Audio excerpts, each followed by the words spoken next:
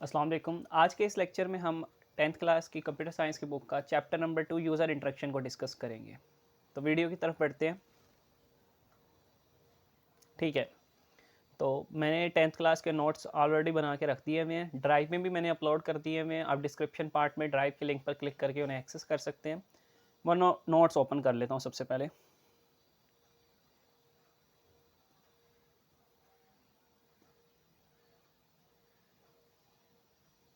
PDF format में मैंने वहाँ पे प्रोवाइड किए हुए हैं, ईजिली आप वहाँ से एक्सेस कर सकते हैं। डाउनलोड करना चाहें वहाँ से डाउनलोड भी कर सकते हैं। तो चैप्टर का नाम है यूज़र इंटरेक्शन। पहला जो टॉपिक है उनमें है आउटपुट फंक्शन। कि आउटपुट फंक्शन एक ऐसा फंक्शन होता है जो आपको आउटपुट स्क्रीन पर आउटपुट को डिस्प्ले करने के लिए इस्तेमाल किया जाता है। इसका क्या सिंटैक्स होता है? सबसे पहले आपको लिखना होता है प्रिंटफ कीवर्ड, उसके बाद आपको पैरेंथेसिस, ये जो गोल ब्रैकेट्स होती हैं प्रीवियस वीडियो में भी मैं बता चुका था।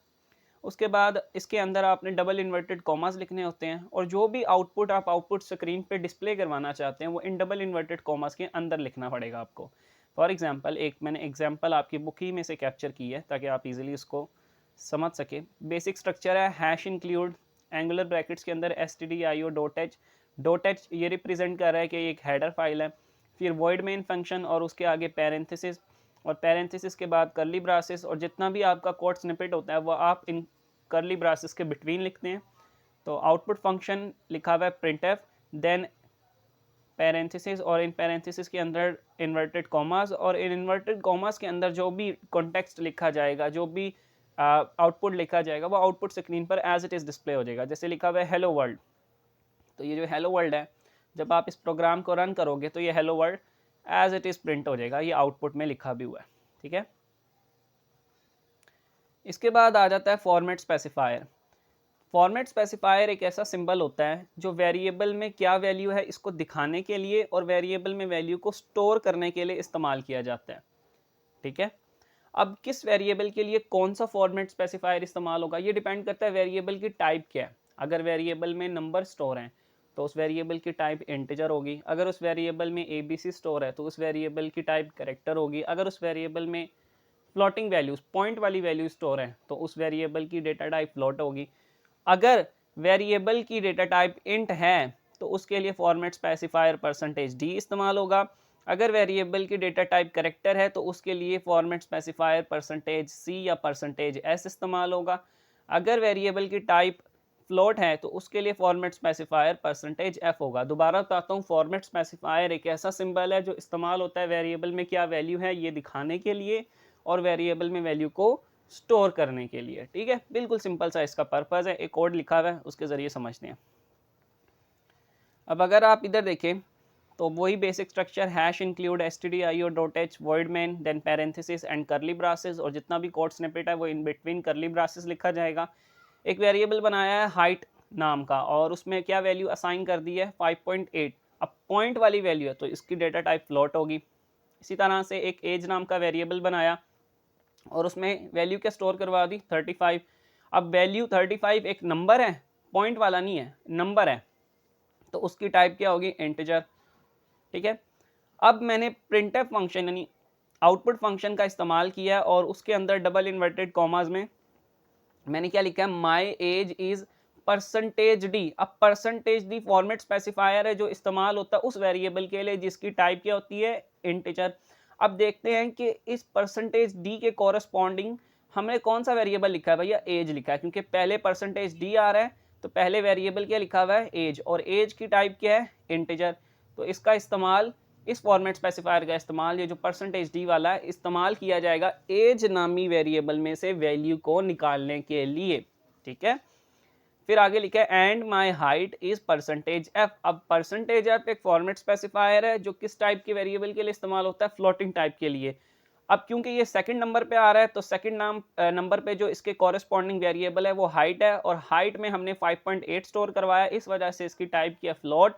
तो ये जो फॉर्मेट स्पेसिफायर है %f वो हाइट नाम के वेरिएबल जिसकी टाइप फ्लोट है उसमें से वैल्यू निकाल के प्रिंट करवा देगा। अब देखें इसका आउटपुट कैसे प्रिंट होगा, माई एज इज 35। जहाँ पे %d था वहाँ पे 35 आ गया, क्यों? क्योंकि परसेंटेज डी एक फॉर्मेट स्पेसिफायर है जिसने इंटीजर टाइप के वेरिएबल एज में से वैल्यू निकाल के यहाँ पे डिस्प्ले कर दी, पटक दी, ठीक है। And my height is 5.8000। अच्छा, ये जो 5.8 के बाद ये जो जीरो आ रहा है ना, ये आपकी मशीन रैंडमली जनरेट करती है, ये बाय डिफॉल्ट होता है, इससे आपको घबराने की जरूरत नहीं कि सर हमने यहाँ पे 5.8 लिखा था हाइट नाम के वेरिएबल में, तो यहाँ पे 5.8 ये जो टेट्रा टाइम जीरो आ रहा है इसका क्या मतलब है, तो उससे आपको कंफ्यूज होने की जरूरत नहीं, इसका मतलब 5.8 ही है, ठीक है। क्योंकि सेकंड नंबर पे आपका फॉर्मेट स्पेसिफायर परसेंटेज एफ आ रहा है और सेकंड नंबर पे आपका वेरिएबल हाइट है, तो उसमें से वैल्यू निकाल के ये फॉर्मेट स्पेसिफायर यहाँ पे डिस्प्ले कर देगा। आई होप आपको समझ आ गई होगी, ठीक है।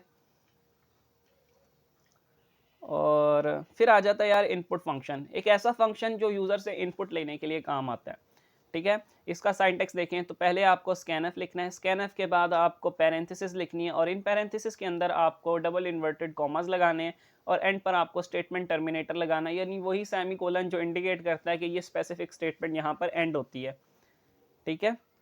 और इसका एक प्रोग्राम भी देख लेते हैं, वही बेसिक स्ट्रक्चर है, करली ब्रासेस के अंदर हम कोड स्निपेट लिखेंगे। हमने एक ग्रेड नाम का वेरिएबल बनाया और उसकी टाइप क्या रख दी, कैरेक्टर, क्या रख दी, कैरेक्टर, यानी इसमें जो डेटा स्टोर किया जाएगा वो कैरेक्टर टाइप का किया जाएगा। और कैरेक्टर टाइप के वेरिएबल के लिए कौन सा फॉर्मेट स्पेसिफायर इस्तेमाल होता है, परसेंटेज सी या परसेंटेज एस।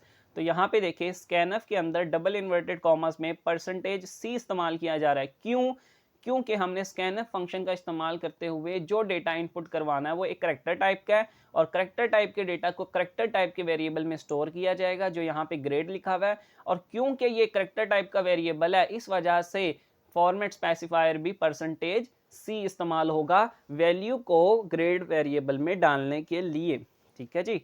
और इस ग्रेड के साथ ये जो आप एंड का सिंबल देख रहे हो ना, इसका मतलब होता है एड्रेस ऑपरेटर, यानी ये जो स्कैनफ फंक्शन कह रहा है कि जो मुझे यूजर इनपुट करे डेटा, जो यूजर मुझे इनपुट करे डेटा वो मैं ग्रेड नामी वेरिएबल के एड्रेस पर, ग्रेड नामी वेरिएबल के एड्रेस पर, ये एड्रेस ऑपरेटर ये बता रहा है कि इस ग्रेड नामी वेरिएबल के एड्रेस पर वो वैल्यू डाल दो, वो वैल्यू डाल दो with the help of format specifier percentage सी।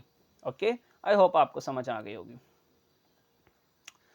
अच्छा, फिर आता है यार स्टेटमेंट टर्मिनेटर आता है, ये देखें स्टेटमेंट टर्मिनेटर वही सेमीकोलन जो कंपाइलर को ये बताता है कि ये जो स्पेसिफिक स्टेटमेंट है वो यहाँ पे एंड होती है, ठीक है। इसके बाद आ जाता है get character function. Get character function के नाम से ही जाहिर है, गेट मायनी लेना, करेक्टर मायनी करेक्टर, यानी एक ऐसा फंक्शन जो यूजर से एक करेक्टर लेता है। आमतौर पर हम इसका इस्तेमाल प्रोग्राम के एंड पर करते हैं, जब आपका प्रोग्राम रन होता है और आपके आउटपुट स्क्रीन पर आउटपुट डिस्प्ले होता है तो उस आउटपुट को थोड़ी देर होल्ड करवाने के लिए, ठहराने के लिए हम क्या करते हैं, गेट करेक्टर फंक्शन को लिखते हैं। क्या होता है कि जब आउटपुट आपकी स्क्रीन पर डिस्प्ले होता है तो आप चेक करते हो कि आउटपुट में कोई गलती तो नहीं है। आप जब ये क्लैरिफाई कर लेते हो कि भाई कोई गलती नहीं है तो वो स्क्रीन तब तक होल्ड रहे, उसके लिए आप गेट करेक्टर फंक्शन का इस्तेमाल करते हो, क्योंकि ये जो गेट करेक्टर फंक्शन है वो डायनेमिकली यानी कि प्रोग्राम की एग्जीक्यूशन के वक्त, रन के वक्त यूजर से वैल्यू इनपुट लेता है, ठीक है। और जब सारा प्रोग्राम रन हो जाएगा सिर्फ ये फंक्शन रह जाएगा तो आउटपुट डिस्प्ले होगा और जिस तरह आप कोई भी की प्रेस करोगे तो इसके पास एक करेक्टर जाएगा, प्रोग्राम कंप्लीटली रन हो जाएगा और आपकी आउटपुट स्क्रीन बंद हो जाएगी, ठीक है। कुछ भी नहीं है, एक फंक्शन है, करेक्टर लेने के लिए इस्तेमाल होता है, प्रोग्राम के एंड पर हम इसे लिखते हैं ताकि हमारा आउटपुट हमारी आउटपुट स्क्रीन पर थोड़ी देर ठहरा रहे जब तक यूजर इसको कोई करेक्टर एंटर ना कर दे। अब जरूरी नहीं यहाँ पे करेक्टर ABC एंटर करना है, यहाँ पे वो एंटर की प्रेस करेगा तो एक कोई ना कोई करेक्टर चला जाएगा, कोई भी की प्रेस करेगा एक स्पेसिफिक करेक्टर उस की के साथ जो एसोसिएट होगा वो चला जाएगा और ये प्रोग्राम एग्जीक्यूट हो जाएगा, ये फंक्शन एग्जीक्यूट हो जाएगा और आपका प्रोग्राम बंद हो जाएगा, ठीक है। ये इसकी एग्जांपल लिखी है, देखें यहाँ पे लिखे enter any key if you want to exit program. तो प्रिंटफ फंक्शन की मदद से ये आउटपुट स्क्रीन पर डिस्प्ले रहेगा, होल्ड रहेगा तब तक जब तक आप इस गेट करेक्टर फंक्शन को कोई करेक्टर एंटर नहीं कर देते, यानी एंटर की भी प्रेस करोगे ना तो एक करेक्टर इसके पास जाएगा, ठीक है, और फिर ये प्रोग्राम कंप्लीटली रन हो जाएगा तो फिर ये बंद हो जाएगा।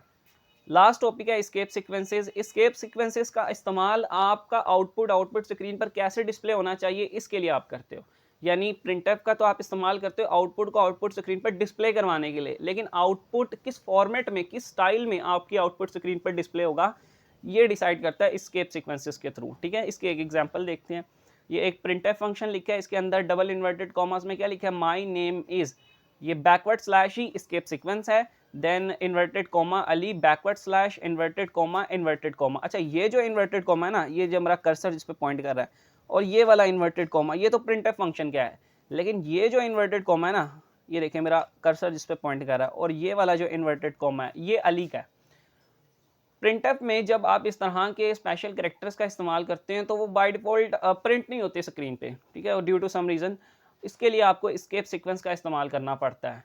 तो जब आप फॉरवर्ड स्लैश इन्वर्टेड कॉमा लिखोगे तब ये इन्वर्टेड कॉमा स्क्रीन पर प्रिंट होगा। इसी तरह यहाँ पे एस्केप सीक्वेंस लिख के आपने इन्वर्टेड कॉमा लिखा है, तब ये इन्वर्टेड कॉमा स्क्रीन पर प्रिंट होगा अली के अराउंड, ठीक है। ये देखें इसका आउटपुट क्या आ रहा है, माई नेम इज़ अली, और ये अली के पहले भी इन्वर्टेड कॉमा बाद में भी इन्वर्टेड कॉमा, और ये किसकी वजह से हो रहा है, इस एस्केप सीक्वेंस बैकवर्ड स्लैश की मदद से। और ये जो एंड वाला इन्वर्टेड कॉमा ये प्रिंट एफ का, ये अली वाला नहीं है, ठीक है। आई होप आपको समझ हो गई होगी।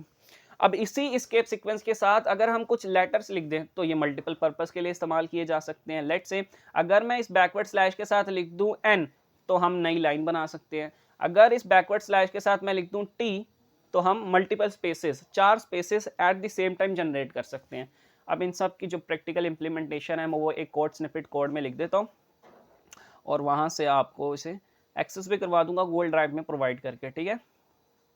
यहाँ पे मैं करके ओपन विद कोड कर लेता हूँ, ओपन विद कोड कर लेते हैं विजुअल स्टूडियो कोड में, ठीक है।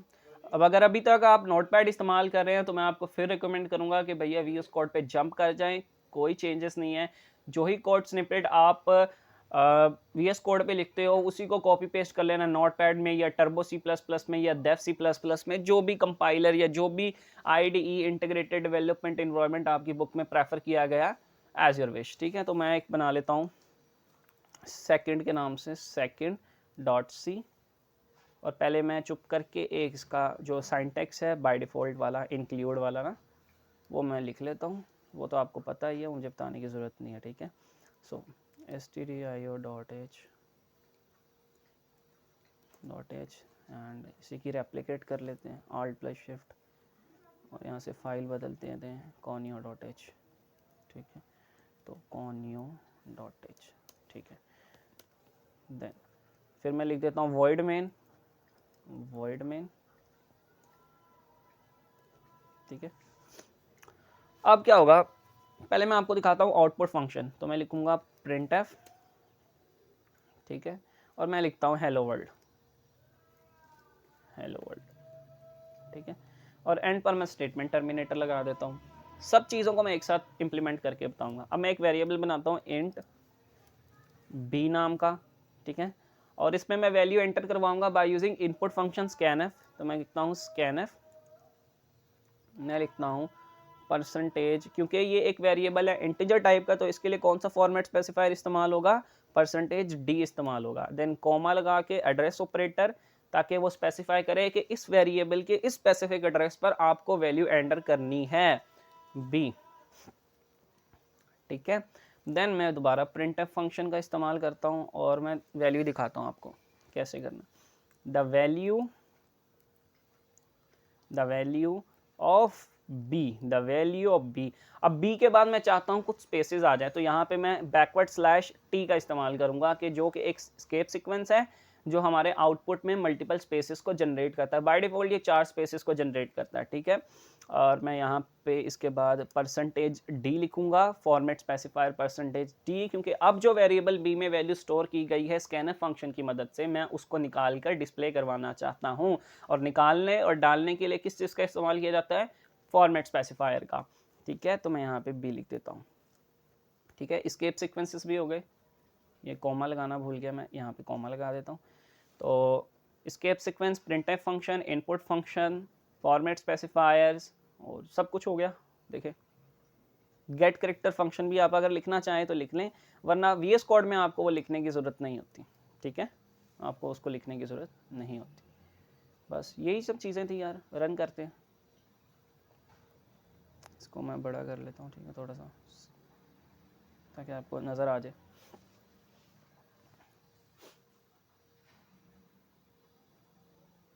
अब देखिए क्या लिखा आ रहा है, हेलो वर्ल्ड लिखा आ रहा है। और अब ये अगला आउटपुट क्यों नहीं डिस्प्ले करवा रहा, द वैल्यू ऑफ बी। क्योंकि अब ये इनपुट मांग रहा है, स्कैनफ फंक्शन रन हो रहा है, तो अब ये इनपुट मांग रहा है, कह रहा है भैया इनपुट एंटर करो, तो इनपुट एंटर कर देते हैं, लेट से वैल्यू 12 एंटर कर देते हैं। और क्या कह रहा है, द वैल्यू ऑफ बी, अब बी के बाद 4 स्पेसेस जनरेट हुई हैं, उसके बाद फॉर्मेट स्पेसिफायर की मदद से बी वेरिएबल में हमने जो वैल्यू डाली थी वो प्रिंट हो गई, ठीक है। और उसके बाद अभी भी स्क्रीन होल्ड है, क्यों, गेट करेक्टर फंक्शन इंतजार कर रहा है कि भैया मैं रुका हुआ हूं, जब तक आप मुझे कोई करेक्टर नहीं दोगे मैं आगे नहीं बढ़ूंगा, ठीक है। तो हम कहते हैं भैया ले लो एंटर, प्रोग्राम हमारा टर्मिनेट हो गया, हमारा प्रोग्राम खत्म हो गया। उम्मीद करता हूँ आपको आज का लेक्चर पसंद आया होगा, ठीक है। फिर भी अगर कोई कन्फ्यूजन है, देखिए फॉर्मेट स्पेसिफायर की बात करते हुए थोड़ी सी जुबान हिचकिचाई थी, लेकिन मैंने आपको मतलब उसका समझा दिया है, ठीक है। असल मकसद है आपको मतलब समझाना। फिर भी अगर आपको कोई कन्फ्यूजन है तो आप हैशटैग डाउट करके कमेंट में पूछ सकते हैं, हमारे व्हाट्सएप में ग्रुप है उसको ज्वाइन कर सकते हैं। कई लोग मुझसे पूछते हैं कि सर बता ही दें कि व्हाट्सएप का ग्रुप किस तरह से ज्वाइन करना है, तो मैं बता देता हूँ। उससे पहले मैं आपको कहना चाहता हूँ कि 10th क्लास अगर अभी तक आपने अपनी प्लेलिस्ट को एक्सेस नहीं किया तो काइंडली अपनी प्लेलिस्ट को एक्सेस कर लें, ठीक है। फुल प्रोग्राम्स, पेपर की भी शॉर्टकट्स, पेपर का क्या फॉर्मेट्स रहने वाला है वो भी डिस्कस करेंगे, और किस तरह से पेपर को अटैम्प्ट करना है, और 4 से 5 सैम्पल पेपर भी मैं प्री पेपर जनरेट कर दूंगा, यानी कि वो 4 से 5 पेपर बना के ना मैं पहले ही अपलोड कर दूंगा कि जिनकी उम्मीद है ज़्यादातर कि यही पेपर आएगा। तो मैं अपनी तरफ से गारंटी नहीं देता, लेकिन आपकी हेल्प के लिए, आपकी प्रिपरेशन के लिए मैं उनको अपलोड कर दूंगा, ठीक है। तो उम्मीद करता हूँ पसंद आया होगा लेक्चर। कन्फ्यूजन है तो हैशटैग डाउट करके कमेंट बॉक्स में पूछ लें। प्लेलिस्ट को यहाँ से एक्सेस कर लें, बुकमार्क करके सेव कर लें इसको, ठीक है, डन कर लीजिएगा। और लोग पूछते हैं कि भैया कैसे एक्सेस करें आपके चैनल में, व्हाट्सएप कहाँ पे मिलेगा, तो आपने मेरे चैनल पे आ जाना है। चैनल पे आने के बाद ये लिखा हुआ है ना एंड मोर फॉर लिंक्स, तो यहाँ पे आप क्लिक करेंगे ना, तो ये नीचे स्क्रॉल डाउन करेंगे तो यहाँ पे सारे ये व्हाट्सएप का, इस व्हाट्सएप पे क्लिक करेंगे तो यहाँ से आप वो ग्रुप को ज्वाइन कर सकते हैं, ठीक है। यहाँ से इसे क्लिक करेंगे, ये देखें ज्वाइन चैट, ये ज्वाइन चैट पे क्लिक करेंगे तो आप ग्रुप में ज्वाइन हो जाएंगे, ठीक है भैया। बहुत सिंपल सा तरीका है यार। और ट्विटर, लिंक्डइन पे भी हमारे प्रोफाइल्स हैं, वहाँ पे भी इन्हें एक्सेस कर सकते हैं। सब्सक्राइब कर लीजिएगा चैनल को। अल्लाह हाफिज़, थैंक यू।